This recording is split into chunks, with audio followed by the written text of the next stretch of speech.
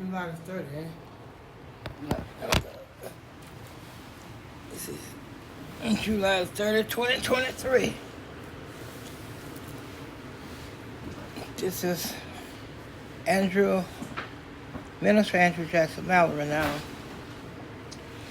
I was talking about fish because we had a fish pond, and I would take a yard rake, and go out there, and I would rake me a couple of fish out the pond, and I would go to the house and cook it, especially Mom and Dad were gone. But anyway, I'm going to talk about when children are young. When I was a young boy, I was hard-headed. I admit to it now. When you tell them to go do something, you have to check behind them, which when they're about 5, 6, and 7. They're bad about doing, you tell them 2 things to do, they'll do 1, maybe. So, you might hear me sometimes refer back to things that I have spoke about, like how I went to one club the same night 3 times, how I did it. But I explain that later. But my mama told me, we lived back in the wood in a log cabin. This must have been about 1940. 1, 42, 43, 44, somewhere about 44, 45. And she told me to close the back door and lock it. She said, get that one on the back porch too. The lock, we had a screen-in back porch. Okay, Mom. So I fastened the kitchen door and I locked it, but I forgot the one on the back porch back there. And by us standing back in the woods in a log cabin, a real log cabin, a bunch of wild dogs got in the back porch back there. Oh, then they got to fighting.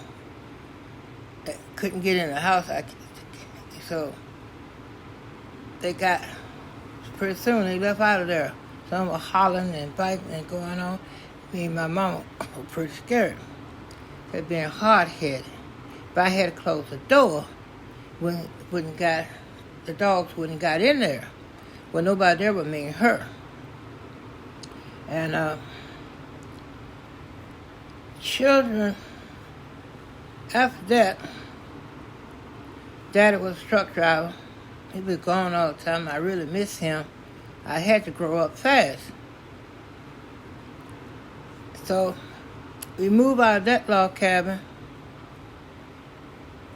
and moved to another log cabin, real log cabin. And there, I began to grow up, and we planted a garden, grow sweet potato.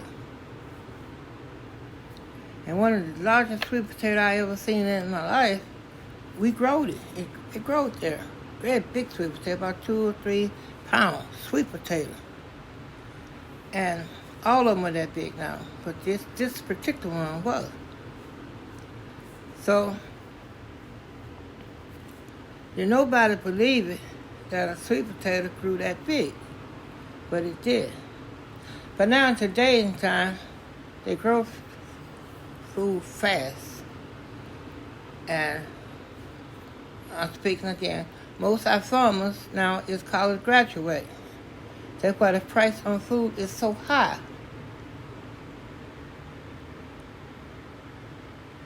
Now, we had pencils and paper when we went to school. You could buy a tablet for a nickel. Pencil cost about a dime, maybe. And so we had to walk miles to school. one thing about farming back in the day, you do the same thing, days after days, years after years. What do you mean? I meant that I get up in the morning, go to the wood pile, make sure Mama had enough of wood, because all the fuel we had in that day and time was wood. There were plenty of woods and trees. And you had to chop them down most of the time with an axe. And with this axe, you learn to chop trees down and learn how to make them fall where you want them to fall. If you want a tree line west side, it went that way. You want by the way that you would cut the bottom of it, the way it would fall. Now, it's kind of strange how it didn't bother us because we had no other choice. Oh, it was rough. But now, we plant peanuts, sweet potato, strawberry, corn, watermelon, all that. You learn to grow this stuff. Because like I said before, it was no supermarkets. It wasn't no farming. Now, they had a market where you bought stuff to town to sell, but we didn't know what it was. We just know a place that you bought stuff, anybody bought stuff and sold it. That's the way it was. Now, after that, we left that log cabin and we moved to another log cabin. But this one here was out of the woods. Thank God. Hallelujah. Was out of the woods. There we grow tobacco, corn, stuff like this. Now, I'm going to give you down home talk. I was a boy. I could go to the hen house to get the eggs. Go to the smokehouse to get the meat. Went to the basement, what we call a cellar. What we call basement here, it was a cellar back there at the end. That's where you get the canned goods from. Mama, Miss Virgin Mallory, my mama, we planted 300 to 400 jars of vegetable, jelly, green bean, corn, whatever you name. You had to put enough stuff to get through the winter. It was hard work from sun up until you went to sleep. Because when you come in from the field, you still had to feed a hog, cow, horses, pigs and stuff on the farm. It's a farm life up here. And I must be getting old now. I was walking about the time I got about 13. Here I go again being hard-headed. This is weird. Mama told me, long before the sun go down, to go outside and get that old rooster and take the wood pile and chop your head off so she could cook him. All right, I kept sitting around doing this, doing that. I didn't do it. She didn't say nothing till it got dark. Where my rooster at? I said, uh-oh. Now it's dark. So I go get the rooster, take him to the wood pile. The only light we had at night, moonlight or a lantern. A lantern was a thing designed you could walk at night with it, and the air, the wind couldn't blow it out because it had a chimney on it. And so that's what I nightlight. Flashlight hadn't been designed yet. So I went and got the rooster. Old rooster fighting, acting crazy going on. So I took him to the wood pile. I chopped his head off. It wasn't up to me because on a farm you kill something every day. I chopped this rooster's head off. He jumped up from the wood pile. He went north and I went south. This rooster was running up the street with no head on. Unbelievable. It's true. So I got in the house. Boy, what's your hair? I said, Mama. I chopped that rooster's head off and he went up the street running with no head on. She said, boy, you get out of this house and go get my rooster. I was scared. I was scared to get him, so I picked him up and I drug him back to the house. Ooh, that was the best dressing I ate in a long time. After we went through all the policy that we had to go through. But now, moving on. There was a time everybody had their own garden. It's in the Testament about that too. When everybody had their own garden. We had a mule, old mule. We called this mule John. Every day we ate lunch we ate dinner. Back home it was dinner. We ate dinner about 12 o'clock. Just about that day when 12 o'clock came, ain't no use telling that mule nothing. He don't care what he was pulling, how you hold him down. He going to the house. You had to feed him every day. So I didn't know what was going on because Granddaddy really didn't tell me. So old mule was going on. I had to plow and trying to keep up with him. And he was pulling it, throwing me down, getting back up. And that mule went straight onto the house and stood at his stall for you to feed him. So I said, Daddy, that mule, every day about dinner time, he would come to the house, from the field come to the house. It was hard work in them days, but I guess we were designed to do it. Well, I restrict guess. I knew we had to do it. But anyway, this mule, when he got through eating, he better go back to work. He'll go back to work until it started getting dark. The mule come to the house. That was a weird mule. Now, I'll give you some language that I never heard nowhere before, but down south. There was a time we weren't allowed to say yes, no to the other people. We had to say yas'm, no,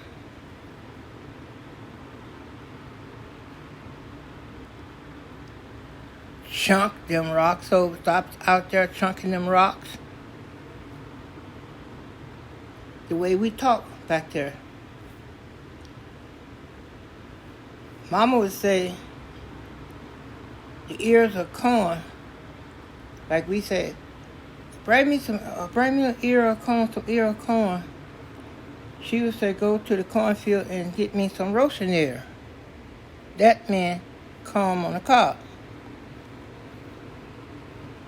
And moving on. Now, every now and then, we would hear a car. And when we hear a car coming down the street, we run to see the car.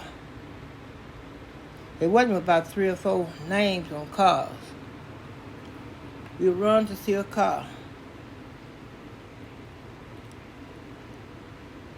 Now, after that, after you see the car, we would talk.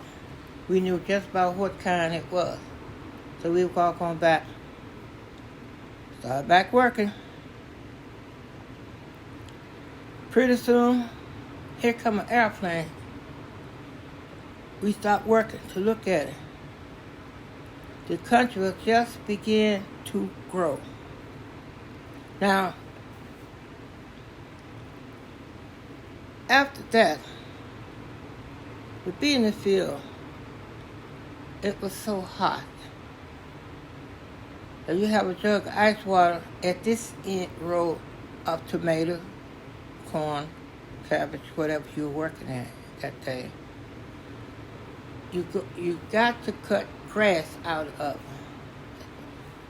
If grass was growing every 3 or 4 days, you got to go back and cut some more grass out. We call it hoeing the corn, hoeing the tobacco. And so then we would go, I'd go to the house. Mama would say, go to the hen house, where you get the eggs from. Go to the smokehouse, where you get the meat from.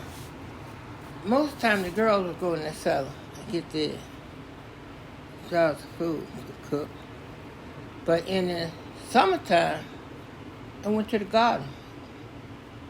That was good. It was good eating in them days. I'm not saying it's bad now, but I'm just saying. After that, the boys come through the backyard for some reason or something. Women folks be sitting out there making quilts. I don't know they even use the word quilt anymore. Mm-hmm. Because they call them, what they call them? Comforters. Now they call them comfortable. Yeah. Comforter. And now, quilts were made from cotton. You could get some cotton. Now you could buy cotton. But the outside of the quilt was this little patches from the clothes that we wore that were too little or too big to wear. So they would take and cut the plaits out, and I never understand why would they make block little square pieces. That's what the women would do in the summer. Now, all summer they'll set them peel peaches, apple, plum, pear, make jelly pear, and stuff. You had to cook the same. You had to cook it a certain way. Everything. And it was handed down from generation to generation, like making cornbread. Now, back there then, wasn't no white bread. No such thing as no white bread. You had a biscuit, cornbread, and rolls. They had to make the dough up. They didn't want to make the big roll of dough up and put yeast in it, and then so it can rise a certain way. I mean, I tell you the truth. Mama, Dad, Grandmama, Granddad, and them people back there in that generation remember how to do that stuff from generation to generation. It was handed down. They made donuts, cooked cakes, baked biscuit. Now, Mama, she had 6 girls and 5 boys. I am 84 years old, the oldest one of 11 children. 8 of us is still alive. Thank God. Hallelujah. And by me being the oldest, I caught the most. 9 years old, I had to get waiting around that house around all them girls. Whew. But I tell you what, out of all of God's creation, the woman is the best thing he created for man. As a matter of fact, he even said he created nothing else for me. But what I mean about that, we played together when we were 5, 6, or 7 years old. Girls, they grow up faster than men. They'd be thinking about stuff we wouldn't be thinking about. So I went to the field, and we had to walk. And I showed them how they could plant where you could plow with the tractor. They didn't want to believe it, but anyway, when I was in high school, I took a course in New Farming of America. Now, there was tractors to do what we used to have to do with the mules. So all the folks we got together, we gonna work the mule to death. They gonna have to get me a tractor. I'm not walking behind no mule all day no more. That's how it got started. But our tractors was machine designed for farm work, but not like today. All thing we had was a steel chair to sit in, and it gets so hot in the summertime. Sometimes you had to put leaves in there to help you sit in it.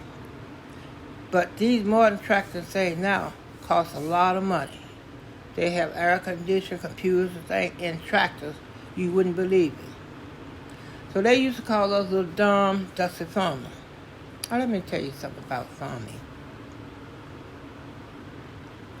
Many times I'd be in the store, and I'd tell people, they be in that fuss, oh, it's taking too long. Oh, it's so hot. It's so this, it's so that. I said,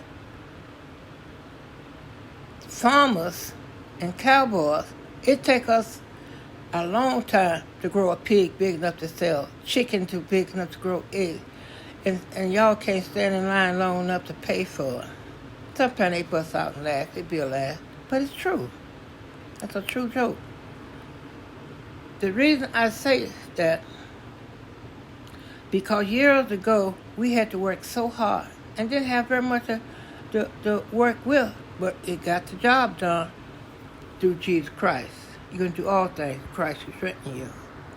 He said that, I'll give you the strength, and I'll supply all your needs through his riches and glory. Older people believe that. So they taught the children, they taught us about Jesus. Sunday, we knew where we was going. And you were glad to go because you get a chance to put your Sunday shoes on and your Sunday clothes on. You learned early back there that you had work shoes, work clothes, and church shoes, and church clothes. Now on Sunday, you'd be glad to go to church because you get a chance to put on some good stuff. Now, it wasn't no such a thing. You tire out there some kind of way on the farm, you always would tear holes in something. You get across the barbed wire fence, you get too close to it, you tear your pants or something up. But that didn't mean nothing. If they couldn't sew them up, they'll throw them aside. It's gonna make quilts. But we had a style they call patches. There, the women learned to sew. They made aprons, shirts, pants, whatever it was. They learned to sew. So when you come in and say, I told this pass up, I told legs and this hose or something. You gave that to them. The women's became sim, what you nurses, doctor, cook, seamster. They had to learn all of that thing. Now, grandmama, the older women, taught the younger girls how to cook, clean. But it seems like they sort of get away from that now. But I will say this about grandma. She had something for everything. Stomach ache, headache, eye. She had a remedy for everything. She had sulfur, Epsom salt to soak your feet, wash your feet in. But now, you have people that go to school learn that stuff, how to take care of the feet, and pains in your back, and diabetes. But those people back, grandmama and them, granddad and them, they remember this stuff was handed down for generations. And here, you get sick, she had something for you. Another thing about on the farm, I thank God. He gave us the sunlight to see in the daytime. And at night, he had the moonlight. The moon was so bright, you could see a dime on the ground. And sometimes you had to work in it, do something in the night. It was done by the moonlight. It was just that bright. Maybe out in the country still is now. But at night, when tobacco season was, we had work at night. You go in the barn, you had lanterns so you could see. You had to strip the tobacco and pack it. And as it go on, I got a little older. I got a job in town packing tobacco. The way it leaves the farm, it's tobacco. And what they do with it after it leaves the farm, I'm not going to really talk on that too much because I don't know too much about that. But I do know about the plant bed. I think I talked about that earlier. But the reason you had the plant bed is so you can have slips, tomato slips, potato slips. All these come from the plant bed. A plant bed is a place where you go in your woods, where you cut down the trees and things, and you pile it all across the ground, so long how much it was. So you kill all the insects. That's another thing.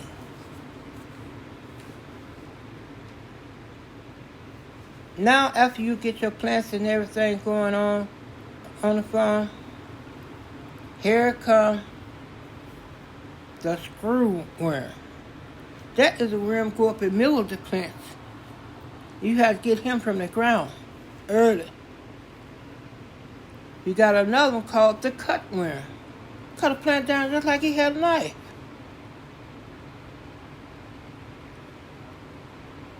You got another one will eat off the leaves. Farming, talk about farming now, have getting this stuff ready to come to the city. Now they have machines to go all down through the field and do it. There, we had a sack. And this sack was made where you would put the dust and stuff in for the plants to get the worms and the bugs off the plant. You had to walk around across that field and put that dust on all of the plants to take care of, the worms and the bugs. The reason I'm talking about that because it's so important to me When I look at the farm today, it's so much better and so much different than it was back there back in the 40. In 1941, 42, 43, we was at war. Now, you have to be at least 70 years old to remember the war, World War II. I won't speak much about it, but I will say this. I grew up in Fort Campbell, Fort Tennessee and Kentucky, where you find a Fort Campbell. And I saw a lot of soldiers training and getting ready to go to war. Now, everything has changed so much and so much different now. But another thing, if just about every farm had his own pond. They had your pond because for your cows and pigs and hogs and things, dogs need water in the summer, a whole lot of water. And even we, the people, we need a whole lot of water. Some people have systems where they caught enough water in where it run all summer long. Just about everybody had their own system. And you draw water, you water the pig, the chicken, eating the chicken trough. Now, old ties.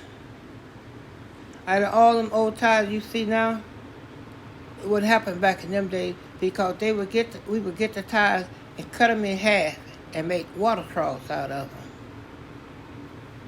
But it's hard to cut a tie in half now. But so you make the water troughs so the chicken and the pigs and things could drink out the troughs. Especially little pigs, little puppies and stuff could. Big pigs and things, you had to make what you call a trough. It was made out of wood. That's what you fed the pigs in. Now, today is much different. But back in them days was the first grade of civilization in America. There was no radio. What, no radio? Oh, we say so far back in the woods, it wasn't funny anyway. So the older people would tell stories. Every night, they had a different story to tell you. So you sitting around looking and listen to them tell a story, and you be tripping, you be so scared. When you go to bed, you jump in the bed, you cover your head up with the cover. I can remember many nights. That went on, and pretty soon, a radio came out. But it had a battery in it. And as long as your battery was up, you could hear a whole lot of stuff on radio. Now in the 50s,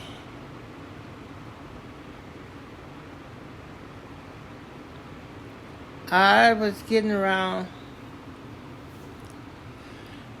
17, somewhere close to, I was getting in my teens.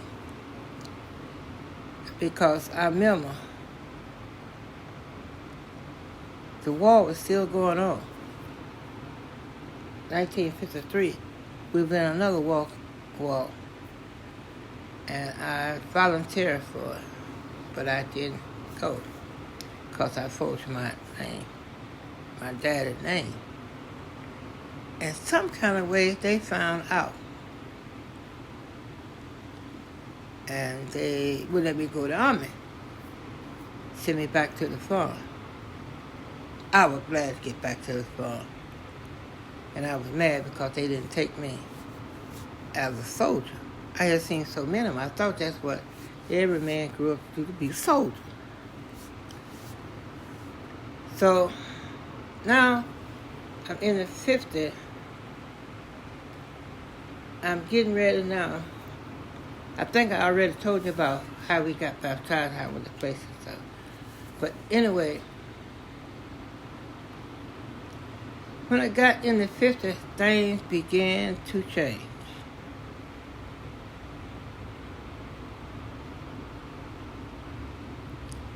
I began to leave the farm.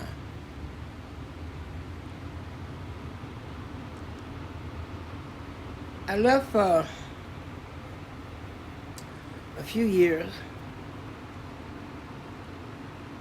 How you gonna take a young man out of a cornfield and drop him off in the streets in San Francisco, California? I was lost.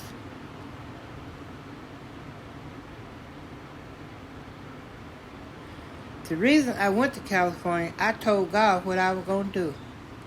And I know He sit and laughed.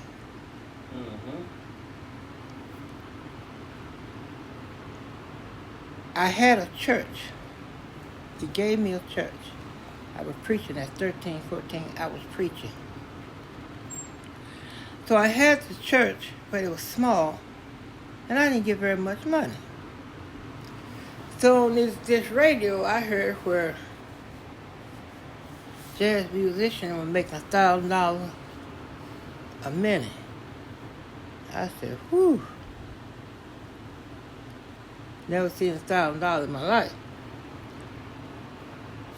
For me. Of course, I saw money better than them having time to pull corn, sell tobacco, and stuff like that. So now, I'm leaving the farm.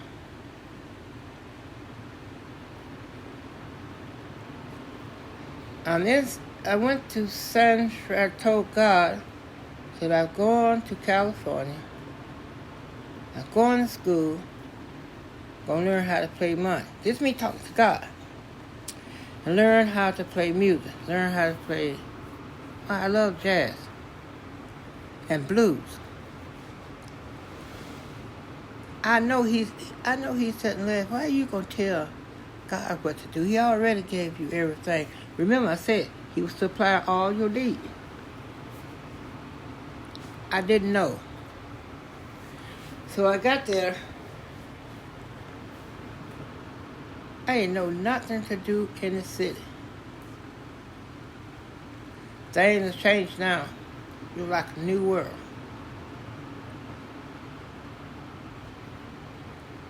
So I went to school. He let me go to school. Made good grades, A's all the way through school.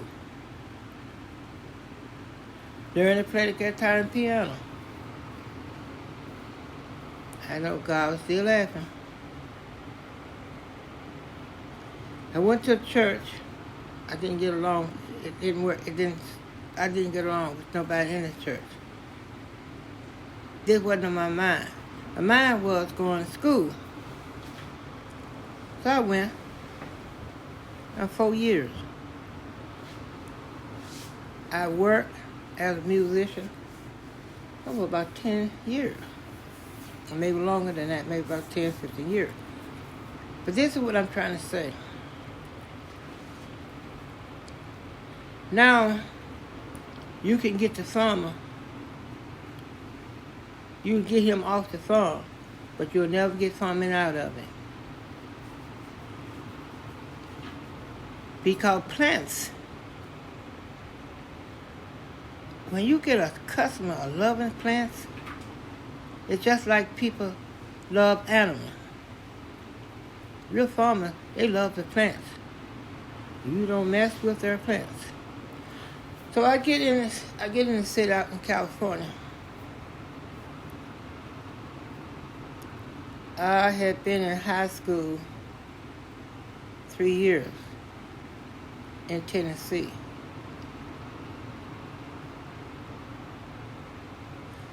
So I had to do 1 year. My 12th year, I done it at McKinley High on Dwight Wayler Avenue, Berkeley, California. That's where I got my diploma.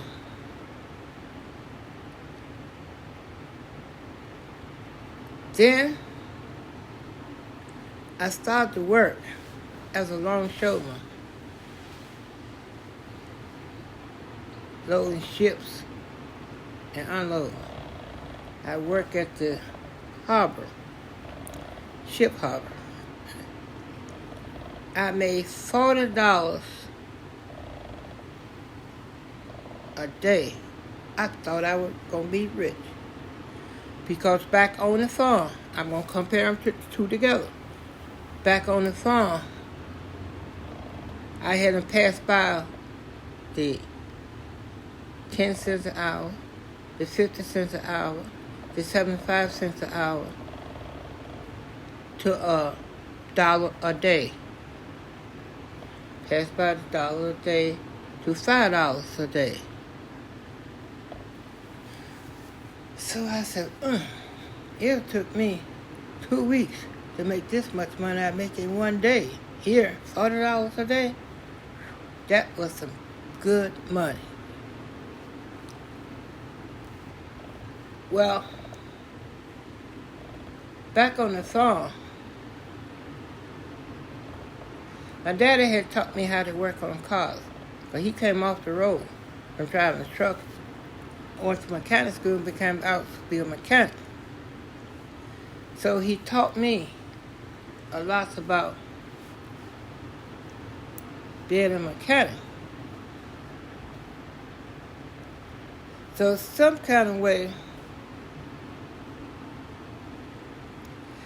he knew I wanted to be a mechanic because I was going to go out and fix his car for him one day when I was about 4 years old. Well, I got the hammer.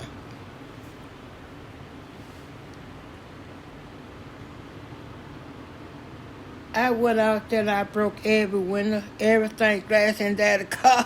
I broke the windshield. I broke all the windows out. I broke the back out. I broke the headlights out and come back in. Mama said, what you been doing, boy? I said, I was out there working on Daddy's car. And Daddy come home. He said, who out there and broke all my windows in my car? Mama said, come here, boy. I thought you told me you were out there fixing your daddy's car. Yeah, he fixed it all right. He took that hammer and broke all the glass out of my car. I said, oh, help me. I know Daddy gonna kill me. I know he gonna hurt me. So I came home, and he said, you want to be a mechanic, huh? I said, yeah. So when I got about, I never will forget it. I must have been about 14. And he was working on a car. He was in a good rod working on a car. And he took the oil pan off. He said, it's 14 boats in this oil pan. Oh, God, I'm going to be all night. And it was dark. You know, we got electric lights now. I'm going to talk about it pretty soon. So, I said, 14 boats? What's wrong with my daddy? So I had the oil pan. He said, this way you're going to have to do it. You had a little small jacket up, pan all up to the block, to the end block. And I had to put all these boats in it. I put every one of them in just like he told me, and I tightened down. He came back out there. I'm working. I'm scared because it was dark. I got scared. But I didn't touch the car no more until I got to California. Now, the first car I bought in California, it was a 49 Ford. And the dude sold me, it wasn't quite a limo. Spanky. It wasn't quite a limo, but it was half of a limo. The crook, so it has two boats One on this side, one on that side of the transmission. And one was broke. Was no way to keep that transmission in that car. That's when I learned what my dad had taught me. I learned how to take that transmission out and went and got me another one, put it in. I ain't have no more trouble out of the transmission. So, back on the phone. So, I'm laying out there working on the car. And the next time, he showed me, he parked the car. Daddy went to work. So this time, I cleaned all the oil off the transmission, off the motor and everything. And he liked it that. I didn't know what I was doing. I was just doing something because I had always find something I had to do. But listen at this now.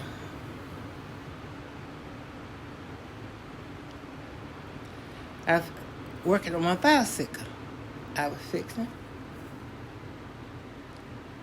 And so he told me, said, always make sure your handlebars are tight. And that bolt that holds the front wheel in there, you make sure it's tight.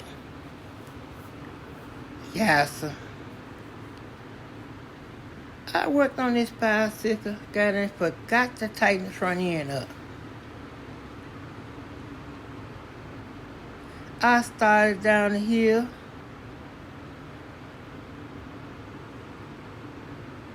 It came loose.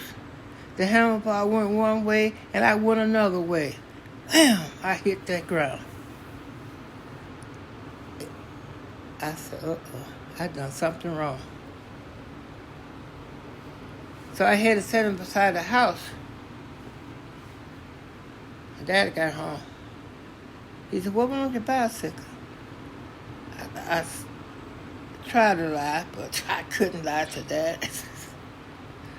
I said, it came apart down there, and it threw me on the ground so hard, I thought I went to sleep. He laughed. He said, no, you didn't. It didn't come apart. You didn't fix it apart, so it wouldn't come apart. So that taught me, if you do something right the first time, it will work right. And if you don't do it right, it's not going to perform right. All right. So now I left again, back to California.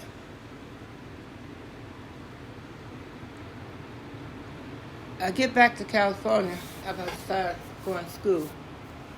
I finished school. And I started to college. And how I had to go to college, I got a job washing dishes. I tried to find a job every kind of way. I run across this restaurant, 2379 Telegraph Avenue, Robert, cafeteria. It still exists to this day. I worked there. A lady, she hired me, Miss Roberts, gave me a job. I was washing dishes and going to school. I was playing music at night. I would learn to play music. I fooled around. I met a beautiful, no to my wife that I have today, young lady. She was okay. Stayed married for about 4.5 years because I didn't know her. I didn't know about being married. I wasn't paying no attention to Mom and Daddy. And so I've been going to college about a year. I taught this girl how to drive. So she took me to school this morning. 4 young ladies down there, they say, good morning, Mr. Melder, how are you doing? Good night to see you at school today. I said, fine, thank you. Kept walking. Time for me to come get out of school. She didn't come to get me.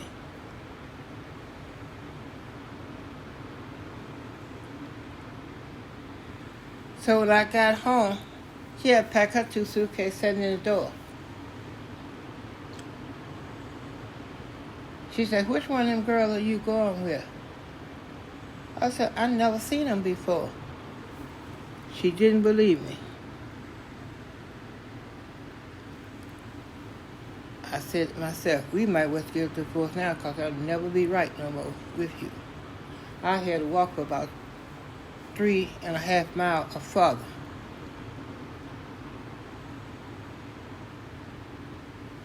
I prayed, I went through something. Oh, I went through something. Now, I don't go to school. I didn't want no house, no home. I don't take no house. So, music become my life then.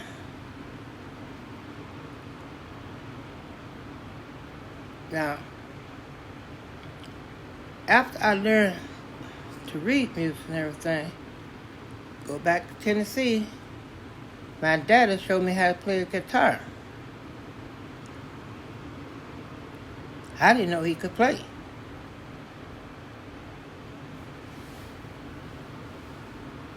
My granddaddy showed me how to play the piano. Didn't know he could play. So now I stayed there on the farm for a while. I go back to California.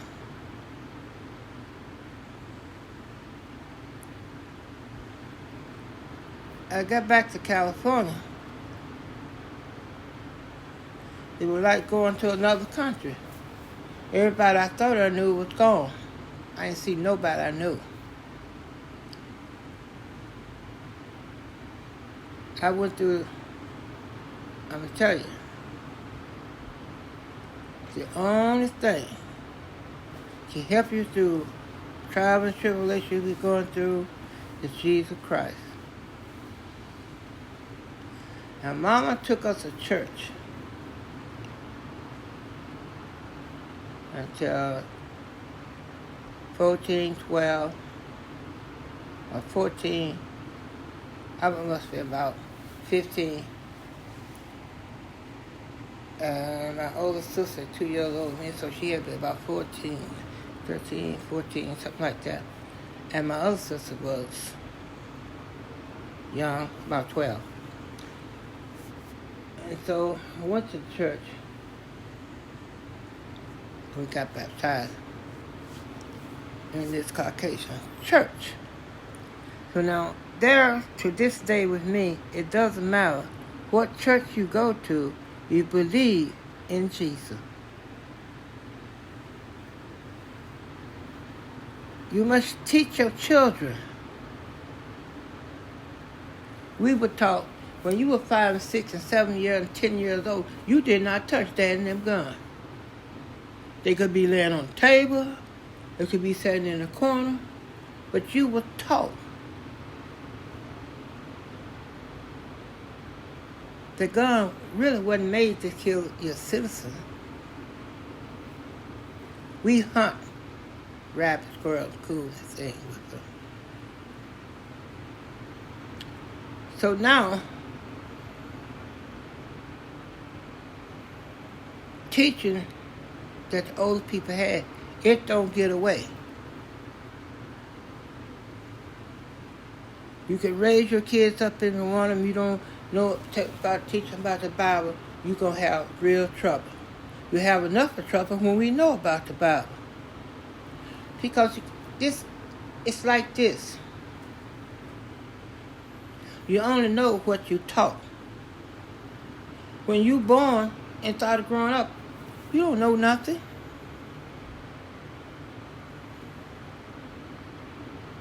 Oh, you think you do.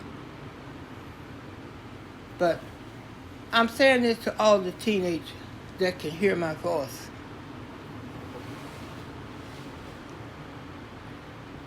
You learn and you never stop learning. You get grown, you fall in love, you get married, you get a job, you go to work, you pay bills, everything. But you must learn something.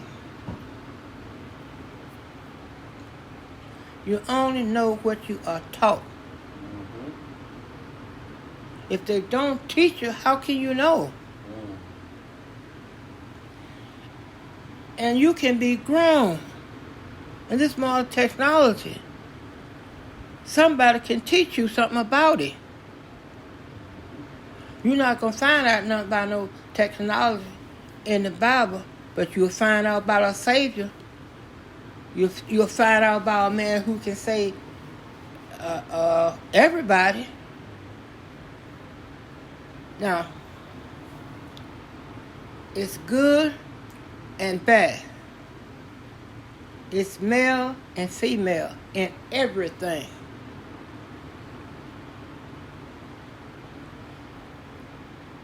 What do you mean about that? Glad you asked. You go plug a lamp in the wall, what do you have?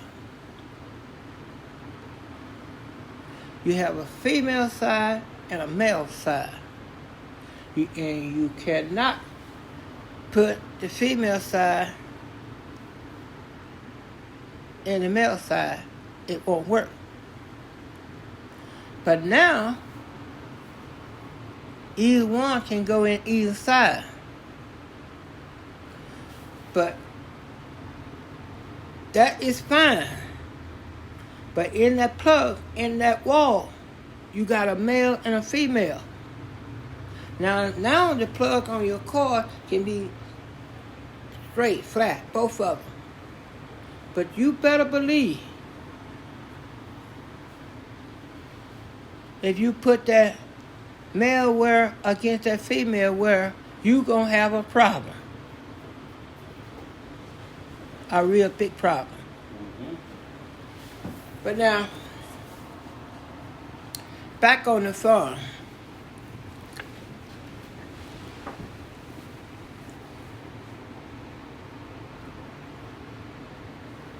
Back on the farm. Back in the camp again. When you go fishing, you had to make your own pole.